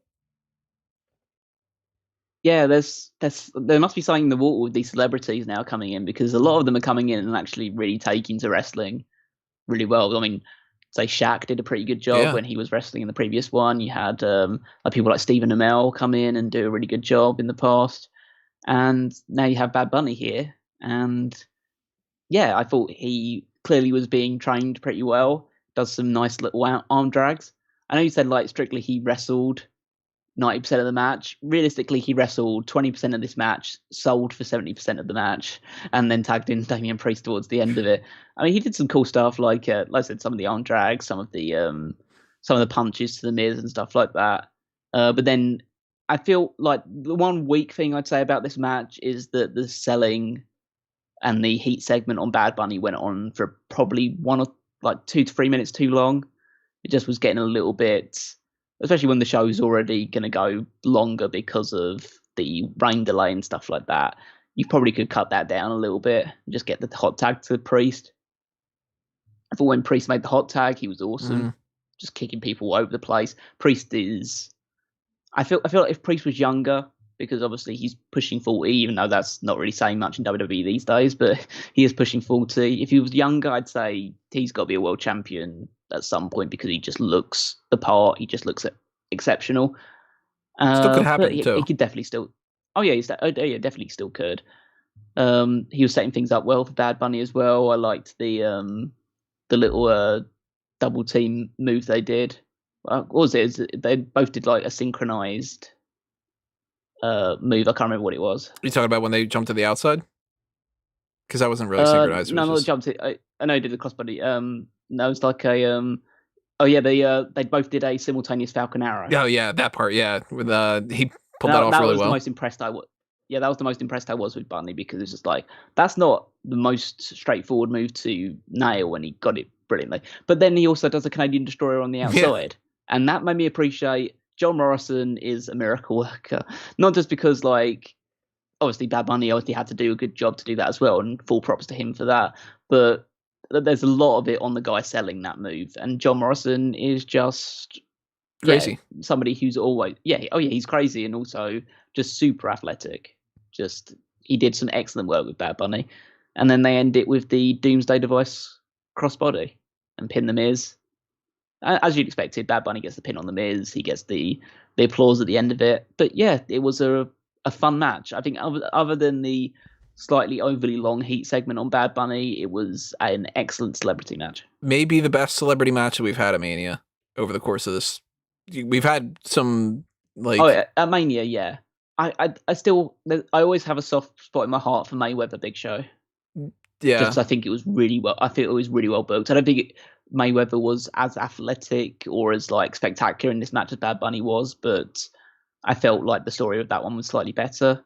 But yeah, I was a big fan of this match. It's definitely better than like Snooki. Yeah, and Maria Menounos. It's 100% like the best celebrity match that involves John Morrison at WrestleMania. We can say that. That's no debate about that. Definitely say that. But yeah, I mean, Morrison, like Grim says, selling the hell out of these moves, doing that was great. Kalen saying one of the most surprising celebrity wrestling appearances in his memory. Yeah, fully agreed, because it was just surprisingly very damn good. And yeah, I mean, there's moments in it where, this move's not really done all that well or whatever, but you can't judge him based off of being somebody who would have been wrestling for 10 years or something. And you got to give him a little bit of slack. And he did way more than I was even willing to give him a little bit of slack for, like pulling off some of the moves that I did, like the Falcon Arrow, like you said. That's not an easy thing to do. And if you do that wrong, you could really injure somebody too. Doesn't seem like that was the case. He ended up just doing a great job with that. Damian Priest looks good. Miz and Morrison lose, which, yeah, people can complain about the whole, like, he's a former WWE champion and Morrison could have been a world champion at some point or whatever, but they clearly enjoy doing this type of stuff too. And given the option, what would you rather do? Would you rather be in the thing that's going to get a lot of media coverage and you get to play the heel character and you do the thing that you're doing and lose? Or would you want to be one man in a 6-pack challenge for the title where it doesn't really matter, But yeah, these guys are company guys. They know what sort of, again, media coverage and speculation you can get out of this match as well. So I think, given the option, they would definitely take this one. Miz is more than happy to take the pin in pretty much any circumstance. Yeah. So I really liked it. Grimm also says that he was trained by Drew Gulak and Adam Pearce. Yeah, they. I think that was reported in the build up to it. So yeah, these guys. I mean, Drew Gulak's exceptional, so of course he would do a great job with that. And Adam Pearce was a good worker back in the day as well. So they did an excellent job. Kudos to them. Gulak is a guy that when he first came in, I was just like, oh my God, I don't like this dude. And then eventually it became a point where I'm like, he's like such a valuable asset. They need to make sure that they lock this guy down for a lifelong career of just being in the comedic spots, being just a regular wrestler because he's great, and also being a trainer for the future because he has to be taking like that Norman Smiley kind of spot or something down the line. You'd hope so, yeah. I like that John Morrison did a spin-a-Rooney in front of Booker T. That's a good little heat moment. Yeah, he does a spin-a-Rooney better than Booker T does. I'm starting to spin it out there now. Because he's Morrison, so it's, Then we switched over to the main event, which was, we weren't following. It's a SmackDown Women's Championship match. Bianca Belair, Royal Rumble winner, challenging Sasha Banks. Feud leading into this, as we've mentioned, utter garbage. Just absolutely the worst. Didn't do any favors for anybody. Terrible in every segment all along. It was basically girl versus ha ha ha ha was the laugh that she just does all the time now. And the Reginald stuff. I'm the SmackDown Women's Champion. That sort of like that really drawn out way that she speaks. Yeah, Reginald stuff and Nia Jax stuff. Yeah. Just garbage for the past 4 months. Can they coexist? Yeah. All this old stuff. And the bell rings and it's like, all right, yeah, fuck all that. That's basically what it came down to, as we were expecting. They've got great entrances. They look phenomenal. The crowd's into it. Bianca Belair's crying at the start of it. And it's like, aw, again, like, that's so endearing. I love it. She's such a pure baby face. Yeah. It's great. So you got to do the laugh again. Which was that? Which one was this? I don't even remember who did it. Ha ha ha! That sort of thing. Yeah. Kind of thing. I'm not digging that kind of version of the character, but I still want his PowerPoint presentation. He never got to slide 327. Yeah, we just carry that on. Maybe that'll be the gimmick that Gulak down the line is teaching everybody, and he goes, "All right, the 50th lesson for the WWE Performance Center is." But yeah, I loved this match. It is going on my list of match of the year candidates. Wow. I didn't have quite the same affinity for this match as you did. I did really, really like it. The one thing, and I don't know whether it was a positive or negative for me, Sasha kept going for the hair. And it's like, it makes sense because that hair is there, so why not use it if you can? If she's going to use it as a weapon, then you should use it against her at any opportunity. Just that I haven't seen a lot of people do that. And maybe that's a positive, maybe it's a negative. It just felt a bit, I just kind of feel like, okay, you've done the hair spot, now that's good. Oh, no, okay, you're doing another hair spot. Okay, and now you're doing another hair spot as well. It's just everything revolved around, but pretty much 90% of this match seems to me revolve around Bianca's hair. I just felt it was a little bit much. Maybe if they do that again in a rematch, then I'll think that it's a little bit weird, but it didn't stand out to me as anything strange.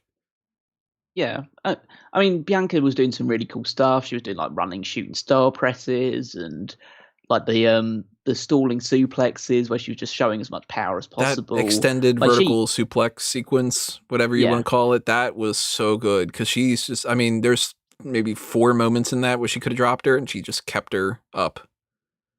Yeah. She hit like a 450 at some point as well, during it as well. Sasha was, again, the wily veteran. I like the dive to the outside. That's really early on. She does a dive to the outside.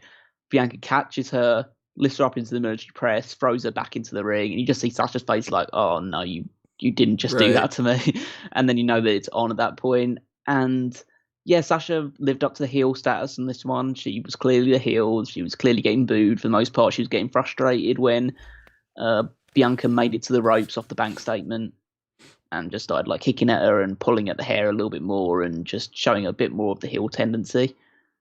But they made the right decision of I think I would say that the best part of the match was that little flurry of sequences leading into the KOD. Mm-hmm. Because they were just like transitioning from one move to another, just trying to escape it constantly. You felt Sasha was always going to get out of it, but then she just gets her on her shoulders pretty quickly, hits it like super fast. Like she didn't stall for a second, she just get it down and pin her after one of those moves. It wasn't just like spam kick out finishers. It was like, okay, hit my big move, win the match. Yeah, and there were a couple moments during that little flurry that I was like, oh shit, Sasha's gonna win. Like when they did the whole thing where I forget how long it might have been. It might have been like 20 seconds or so that she was in the bank statement and then she breaks out of it. I was like, they're going to do that kind of thing where she breaks out of it, she goes for the move, and then Sasha ends up winning anyway type of things because they've done that kind of finish before. So I started to get a little nervous about that. But once she actually hit the KOD and I could feel like, because, there's always that kind of thing where it's like, all right, well, is this the real finisher? Or is this the finisher that they kick out of? I was just like, it doesn't feel like it's going to be one of those kick out ones. Okay, I think we're getting Belair. And I probably would have been okay if Sasha would have retained, but guaranteed I wouldn't have liked this as much because it's just, there's a certain level of, I don't care if it's predictable. If the logical thing is the way to do it, do it. You're not going to get me happier with a swerve just by going, I didn't see that one coming if I don't want that to be the outcome. And with Belair, I'm like, no, just give it to Belair. Like Sasha's won the title multiple times. She doesn't need to win this match. If Belair loses, then they're doing the same kind of thing they've done before where they just kind of screw somebody's momentum and then they have to work upward from a negative spot. And they didn't screw it up like that. I'm like, wow, this could have gone in a bad direction, I had a few comments. First of all, the after hitting the 450 and Sasha kicking out of that, Bianca put on a face of like somebody who'd just seen a puppy die in front of her, and I felt, okay, that's a little much. Like I can understand. I know there's always the thing in WWE of like the shock kick out face. Everyone has to do it, and everyone has to have a version of it. But she basically like she acted like she'd just gone paranoid for a second there. It's just like, oh my god, it's just like, and screaming and going hysterical. I just think, just maybe tone that down a little bit. Everything else you're doing is great, just that needs to just tone down a little bit. Should she have had the Undertaker and Brock Lesnar moment where she could have just been like, like, and then Sasha could have done that laugh. That would have been so much better. I want somebody to like cut that into there now. Just kind of make some kind of like, weird, I don't know, TikTok mashup or something. But you know that you made the right decision with the as soon as Bianca hits the KOD, people are literally trying to jump over the barricade. Oh, that happened? I'm pretty sure that was her family and stuff like that. It was just like, there's people like the fans are just the outside, just like jumping up, and they nearly like one of them just nearly leaped over the barricade to just try and get out. It's just like, okay, this is the top babyface star you have right now. Don't fuck this up by doing what you do with babyfaces. Just let it play out. She's great. She's a total natural. Everything she does is believable. You know that she cares about this so much. So just keep playing to that, and you'll be totally fine. I'd be very happy to see this match be a rematch. Maybe even at the next pay-per-view. Totally fine with it, because I feel like you can tell more of this story. This feels to me a bit like Sasha and Bayley from the first start of it, when like from Brooklyn, and then you lead them to respect at that point. I think that they could tell a good story with another stipulation attached to it. I don't know what that necessarily would be, but I think you could do some sort of interesting stipulation match with those two. They can't tell a good story from the beginning of it. We've seen that. No, obviously, yeah. I mean, I don't have any faith for any other feud they're going to do, but at least I know that they're always going to seem to pull out a good match out at the end of it now. So, because this is the first attempt that these two got working together, then you can only assume that it will only go upwards from here, as long as you space them out enough. Anyway. Yeah, I mean, if they run this into the ground, eventually it'll be like, all right, move on to a different thing. Just there's too much of a good thing can happen with anything. I don't eat pasta every single day, but no. But I love the scene. The like they had a nice shot of obviously with Bianca celebrating with the title, but then you see Sasha on the outside, that giant welt across her abs. Oh, the shot from the hair. God, that was loud. Yeah. Jeez. Because I was talking to a friend of mine about the hair whip spot, and because like she'd only seen Bianca a few times, it said like, oh, the cool thing about the hair spot is that like it makes a good noise, but it can never hurt you. And I just looked at that and just go, holy shit, that looks like pretty fucking bad to me. Yeah. I don't want to be hit by that. I'm not going to be the one that tests out whether or not that's going to hurt you, because for that to be that loud, it has to hurt like a son of a bitch, you know? And sometimes, you know, you can get like you can, you know, fall and hurt yourself in a way that like theoretically should hurt you a lot worse, and you stub your toe, and stubbing your toe is the worst thing in the world kind of a thing. This could be one of those things that smack is just sort of like, yeah, it's going to sting for like a week, you know? The welt, like, I didn't even really get a good shot of the welt, but if there's a giant welt that happens right after that, then we're talking like, you know, Jericho at that one Royal Rumble where he's got the big knot on his head or something. I don't know if I'd even class it as well. It's just like a giant line across her abs. It's like, oh wow, that looked like that was a great visual just to see the mark they left behind. I'm sure Sasha will post something onto Twitter or Instagram or something like that with the mark, and yeah, show how badass she is. We also have to bring up the fact that I think it was obviously the right decision for Bianca to win. She had a lot of momentum going into it, and you don't want to cut that off at the legs. There is the kind of flip side to this, is that Sasha is now 0-6 at WrestleMania. Yeah, Peter brought that up in the chat. He said she's got to win next year or she's Big Show. It's weird because obviously she does need a win at WrestleMania at some point, and I knew that she wasn't. I kind of knew that she wasn't winning here because they didn't bring up the fact of it in commentary. Because they danced over the phrase like saying like, oh, Sasha knows what to do. She's been on the grandest stage in them all from that time. She's a 6-time women's champion, all that other stuff. But they never mentioned the fact that she's never won at WrestleMania.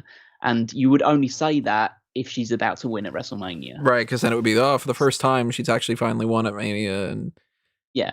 So they danced around that, and they made sure specifically not to say that, because then people wouldn't be as upset when they have Bianca. They're going to have Bianca win the title in this one.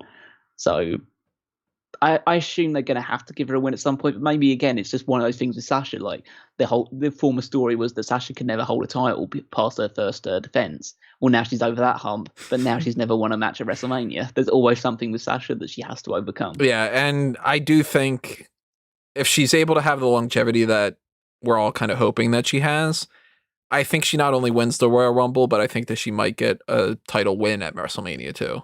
Just kind of, I mean, what's the likelihood that they're going to book her in a match at WrestleMania and it's not going to be for the title too? Like, it's going to be some 6-woman tag or something. But the way that they, you know, depending on if we get Rhea Ripley tomorrow and whatever, I'm not assuming that we're not going to keep both those champions all the way until next year's WrestleMania. But I'll say, based off of the strength of this match, if they don't run Belair Banks into the ground, I wouldn't mind a scenario where Belair holds the title for a whole year, Sasha wins the Royal Rumble, and Sasha beats Belair next year. Yeah, I wouldn't be totally against it. I mean, I like the title maybe moving around a little bit more, but yeah, especially when you've had like Bayley hold the title for a very long time as well. I know it's slightly different with a babyface, but I'm usually of the opinion that babyfaces shouldn't hold the title super long.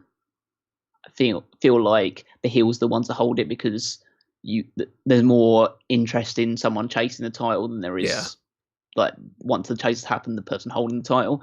I don't think she should hold it for like a short window of time by any stretch of imagination. I don't think it necessarily needs to end like SummerSlam or anything like that. But it'd be interesting to see who they choose as the next champion.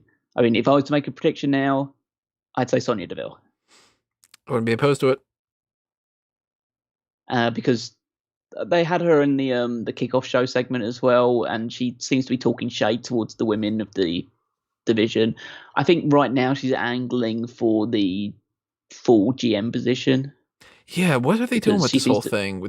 She's well, they're reverting to type with the heel GM role, and they decided, okay, we're going to make Sonya that person. Well, they teased this whole thing with she's arguing with Adam Pearce about how tomorrow's main event shouldn't be a triple threat, which has some people going, okay, they're going to change it. And I'm like, I don't know. I wouldn't put it past anything at this point, but I think it's unlikely they're going to change it, but I think they're going to use whatever the outcome of that match is for Sonya to essentially say, well, it should have been Edge versus Roman, and we wouldn't have.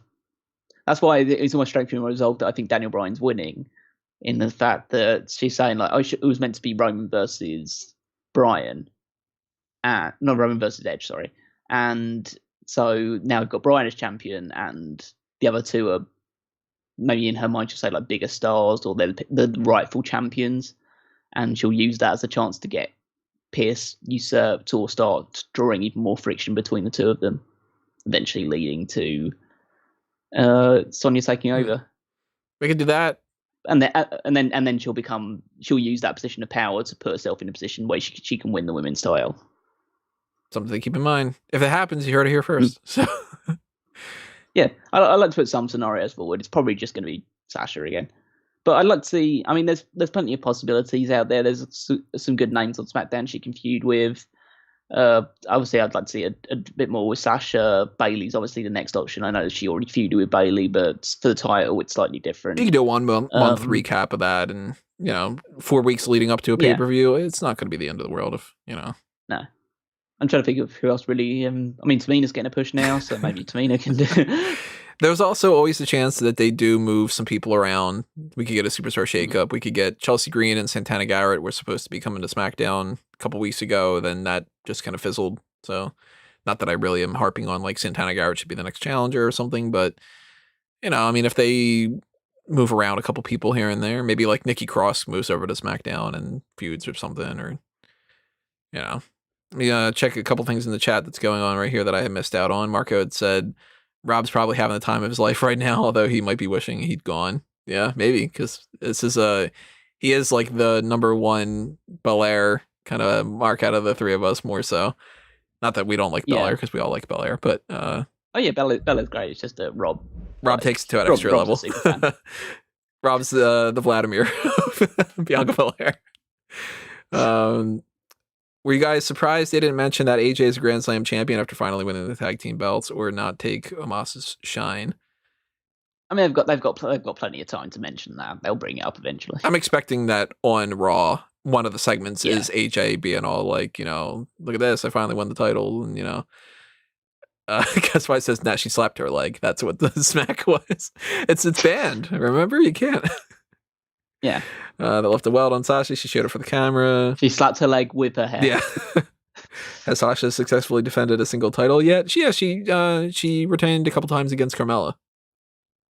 Yeah, and she defended against Bayley as well once she won it as well. So she's defended it a few times now. And they said that she was one of the first women in a Hell in a Cell match. Didn't mention that she lost to Charlotte. Yeah. That's a revisionist history type of thing. Be like, she's only won one Hell in a Cell out of the 3 that she's been in. But then they could just go, she's even won a Hell in a Cell match. Yeah. Kind of like when they did with the Royal Rumble, where they go, not many people have won from the number 1 spot, but somebody who has was Shawn Michaels. And then they just move right on and don't mention Chris Benoit. Well, they can say Edge now. Now they can. Maybe that's one of the reasons why they did that. 2 of those people were Edge and Shawn Michaels. One. We don't talk about the third guy. Yeah, some other people won from number 2. How about that? Let's talk about that. I do want to mention another thing that I forgot to mention earlier. It was really awkward seeing the commentary team standing ringside and looking at a monitor on the floor right next to the apron for the first match. A little bit weird.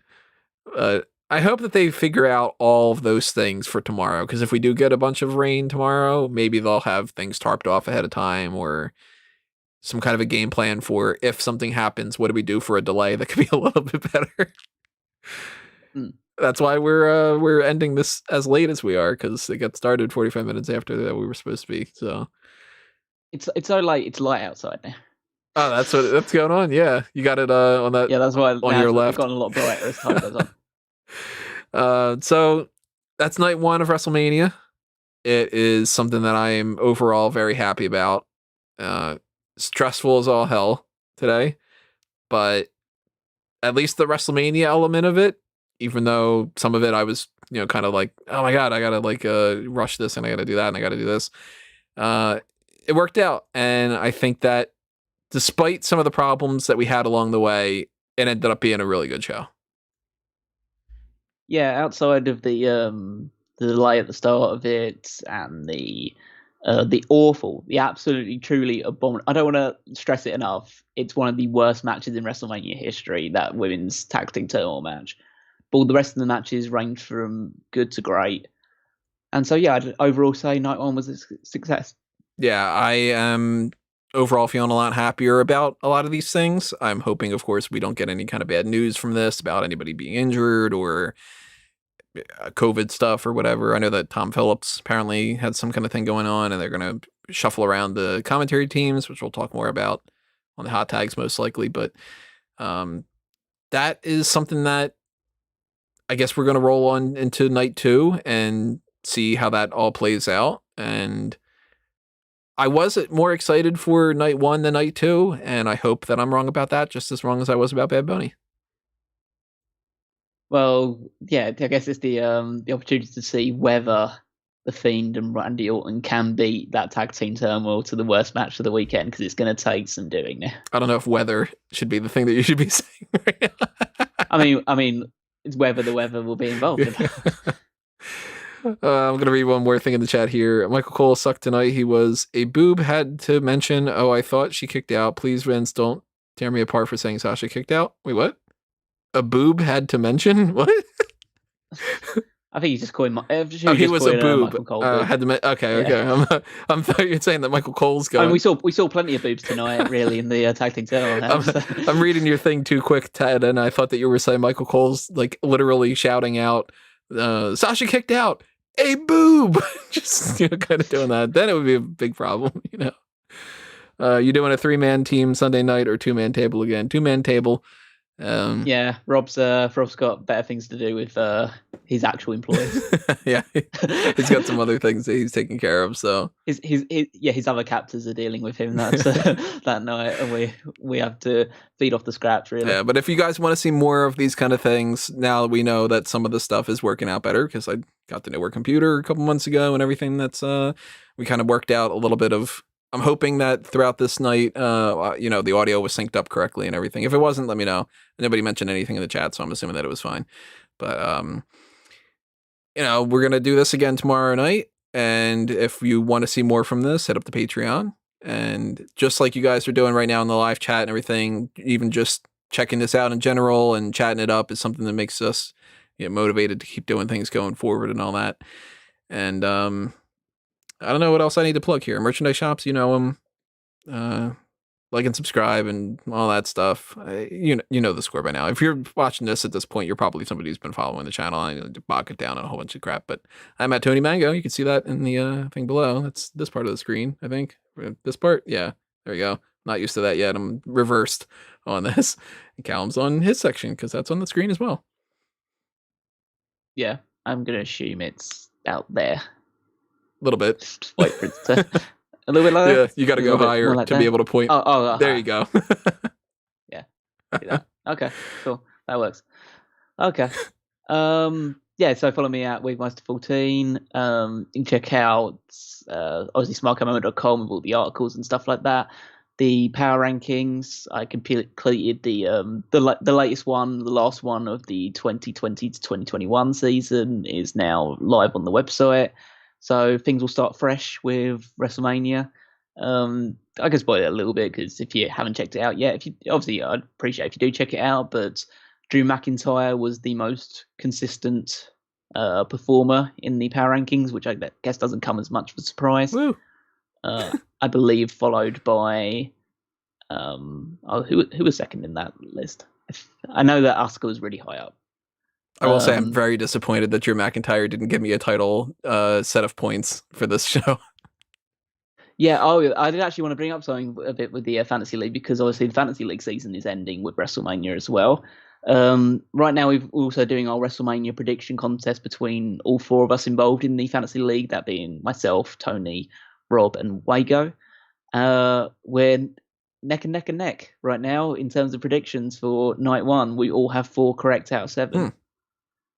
Which is odd because it's from completely different configurations as well. I was the only person that backed Bobby Lashley to win. You and Rob were the only people that backed Cesaro to win against Rollins. And Wayo was the only one to back Braun Strowman to win against Shane. So, So that's where that's all come from. All the other ones were pretty much unanimous. We all thought AJ Nomos. We all thought, we all thought Bianca Belair was going to win. We all thought that. Well, none of us thought that it was going to be Natalia and No, I don't think anybody was was seeing that coming. Yeah, so it's pretty unanimous, the other board. But we have night 2 to figure out as well. There's still a bit of, still some odd results here and there. So it's likely we'll have a winner by the end of tomorrow. That will have repercussions in terms of the next season of the Fantasy League. It's still up in the air whether we are continuing it or not. But if we do continue it, it will have repercussions in that regard. And yeah, well, it is still kind of all to play for. I haven't tabulated the scores as of night 1 of WrestleMania yet, so I'm going to do that and see where it stands. But the reason why there is still things to play for is that at the end of the week, because it's WrestleMania week and it's special, the scores will be doubled. So there is still an opportunity for Tony to pip me to the top. There is still an opportunity for Wago to claw his way out of last place and put Rob where he belongs. What was the name of Rob's team again? Robbed of points. Yeah, and that would be the biggest example of that if that's the way that it turns out in this week. But yeah, so I'll make sure to update everyone of what that happens. Other than that, if you're not like super already tired of listening to us talk about wrestling and just watching the wrestling itself for WrestleMania, there is obviously, you can tide yourself over for night 2 by listening to either 2001: A Wrestling Odyssey or the Paul Heyman SmackDown podcast. Plenty of retro content for you to listen to. Haven't got anything I can specifically announce for our next project will end up being, but there are plans in the pipeline, and we will be bringing something to you in the next couple of months or so, I'd say. I'm hopeful at the very least. Yeah, we'll see how that all works out, especially since, I don't know, maybe by SummerSlam. That seems to be the thing that happens with all this, is by SummerSlam, maybe. Yeah, maybe by SummerSlam. And if not by SummerSlam, WrestleMania next year. We'll be there by that point. Yeah, so follow us all over the place. Stay tuned. We're doing another one of these tomorrow night for WrestleMania Night 2. And hopefully you enjoyed all this. Hopefully you enjoyed the fact that we're doing a little bit of special stuff here. And if you want more of that, then let us know and we'll do more of it. And who knows what extra cowboy hat that Callum's going to have tomorrow night. Yeah, I'll figure out something special. So thank you for listening to this. Thank you for those super chats for everybody who did that. Thank you for joining us for this and the live chat. If you're listening to this afterward, thank you as well for that. If you're listening on the like Spotify or things or anything like that, then hop on over to YouTube. We're actually like video for this one. So yeah, that's gonna do us in for this edition, and we'll see you in, I don't know, less than 24 hours. But for now, this has been another Smark Out moment, and we're being counted out. Adios, everybody.